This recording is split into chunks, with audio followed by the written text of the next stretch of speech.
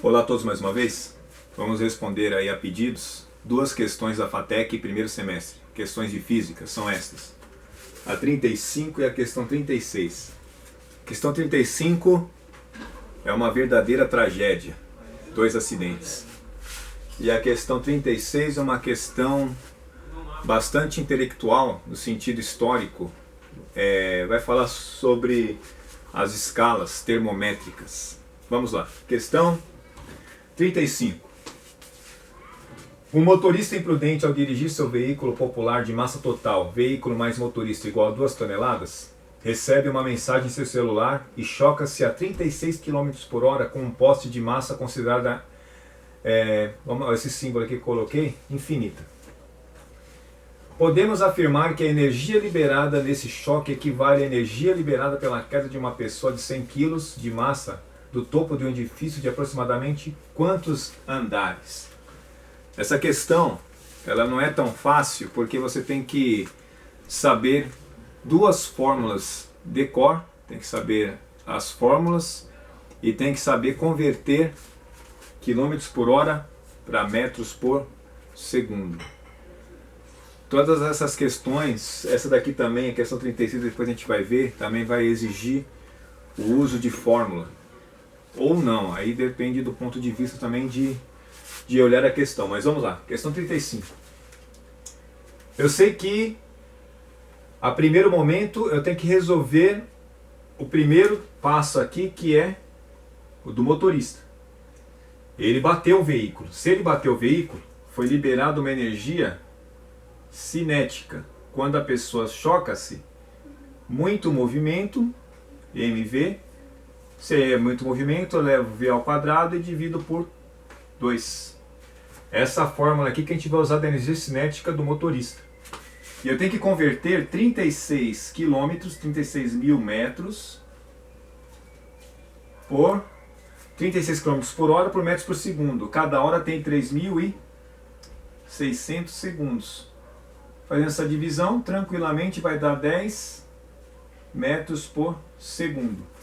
Aplicando aqui na fórmula, energia cinética é igual a massa. Qual é a massa do veículo mais motorista? 2 toneladas, que são 2.000 quilos. Vezes a velocidade, 10 metros por segundo, elevado ao quadrado, tudo isso dividido por 2. Que é igual, simplifica 2.000 por 2, vai dar 1.000. 1.000 vezes 10 elevado ao quadrado, 100. Que é igual, coloco 1.000 de novo, acrescenta mais 2 zeros na frente, pronto. 100.000 joules. A energia liberada na batida, 100.000 joules de energia. Agora você vai para a segunda etapa da questão. A segunda etapa da questão é sobre a possível queda de uma pessoa do prédio. Agora ele quer saber a que andar que ela estava, se ela liberar quanto de energia? Aqui, ó, 100.000 joules de energia. A fórmula, já que estamos falando da gravidade, foi dado aqui ó, o valor da gravidade, 10 metros por segundo ao quadrado. Energia potencial gravitacional é igual a massa em quilos vezes a aceleração da gravidade vezes o quê? Que vai depender da altura. Então, quando você fala de queda livre, vai depender da altura. Tranquilo até aqui, né? O que a gente vai fazer uma comparação? Se a energia potencial gravitacional ela é dada em joule, já está aqui em joule, então eu quero saber que andar que ela estava, se ela liberar esse tamanho de energia quando tocar o solo. Então são 100.000 joules, que é igual. Massa da pessoa, está ali, tranquilo, 100 quilos. Gravidade, foi dado lá, 10 metros por segundo ao quadrado. A maioria das questões falam 10 metros por segundo ao quadrado, mas nos livros você encontra 9,98. Altura é o que eu quero calcular. Quando você souber a altura do prédio, você vai saber qual andar que ela estava, porque cada andar equivale a 3 metros de altura. Olha que tranquilidade essa questão, ó. 100.000 joules sobre 100 vezes 10 é 1000, então divide por 1000, que é igual à altura. Então são 3 zeros. A altura, olha que tranquilidade, 100 metros. Então ela estava numa altura de 100 metros. Que andar que ela estava? Cada andar vale quantos metros? Exatamente, olha lá, 3 metros. Então divide por 3 para saber qual andar que ela estava. 3 vezes 3, 9. Para chegar no 10 falta 1. Abaixo 0 e continua a operação. 3 vezes 3, 9. Para chegar no 10 falta 1. Coloca um 0 e a vírgula. 33. 3 vezes 3, 9. Vai continuando, uma dízima periódica. Acabou. A questão termina por aqui.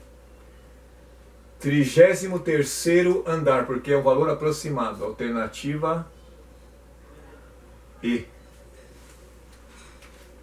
Questão 36. Durante uma corrida de Fórmula Indy ou Fórmula 1, os pilotos ficam sujeitos a um microambiente quente no cockpit, que chega a atingir 50 graus Celsius, gerado por diversas fontes de calor: sol, motor, terreno, metabolismo cerebral, massa muscular, etc. Essa temperatura está muito acima da temperatura média tolerável. Por isso, devem-se manter sempre com bom condicionamento físico. As corridas de Fórmula Indy são mais tradicionais nos Estados Unidos da América, onde se adota a leitura de temperatura na escala Fahrenheit. Baseado nas informações apresentadas no texto, é correto afirmar que a temperatura do cockpit, que um carro de Fórmula Indy chega a atingir durante a corrida, em Fahrenheit, é... As alternativas estão aqui. É interessante as escalas termométricas, porque começou lá no século XVIII, com um homem chamado Anders Celsius, que era um astrônomo, ele que inventou a fórmula do grau Celsius, chamado grau Celsius. Depois desse mesmo século, apareceu um homem chamado Daniel Fahrenheit, que também foi estudar as escalas. Um século depois, apareceu um homem chamado Thomson, William Thomson, também conhecido no Brasil como Lord Kelvin. Lá, tudo isso, esses três grandes físicos, tudo na Europa. O Lord Kelvin, ele inventou uma escala chamada escala absoluta, não é chamada em graus. A escala Kelvin se chama realmente Kelvin, 273 Kelvin, 500 Kelvins e assim por diante. Essa questão vai ser cobrada de vocês saber qual é o ponto de fusão do gelo e a ebulição da água em graus Celsius. O que você faz? Faz aqui tranquilamente, ó, uma questão até meio fácil. Se você souber que é 0 graus Celsius, é a fusão do gelo, e 100 graus Celsius é a ebulição da água, onde ela vai se transformar em fumaça. Aqui ela vai entrar no estado sólido. E você tem o graus, para fazer a comparação, de Fahrenheit. Fusão do gelo, 32 graus. E a fusão a ebulição da água, 212 graus. Você sabe que tem nos 50 graus centígrados, ou Celsius. Ficou fácil de a gente observar agora uma relação matemática. Não vamos nos preocupar com a fórmula.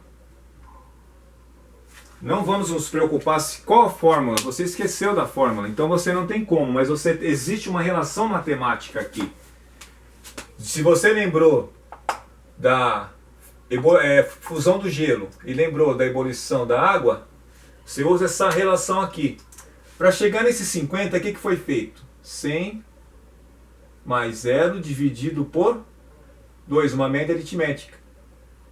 50 graus. Então aqui também vai ser a mesma coisa. Vou usar a média aritmética aqui, ó, 212 mais 32 sobre 2, que é igual 2 mais 2, 4. 3 mais 1, 4. E 2. 244 dividido por 2, que é igual a 122 graus, o que? Fahrenheit. Alternativa D. Mas professor, eu não sei fazer essa relação. Eu sei as fórmulas, tá? Então você usa a fórmula. Qual a relação da fórmula? Grau centígrado sobre 5 é igual ao grau Fahrenheit menos 32 sobre 9. Ah, professor, eu queria também saber o Kelvin logo. Então tá certo. Então K, Kelvin, menos 273,15 sobre 5. Usando essa escalinha aqui, quantos graus centígrados? 50. Então eu coloco 50 no lugar do grau centígrados, vai ficar 50 sobre 5, que é igual a F, que é o grau Fahrenheit, menos 32 sobre 9. 50 por 5 vai dar 10. Vai implicar aqui em 10 vezes 9, que é uma equação básica, uma regra de 3, que é igual a F menos 32. 10 vezes 9, 90, mais 32 é igual ao grau Fahrenheit. 90 mais 32, exatamente 122 graus Fahrenheit. Essas questões da FATEC cobram muitos conceitos e muitas fórmulas. Ficando assim, mais essas duas questões. Obrigado a todos e até o nosso próximo vídeo.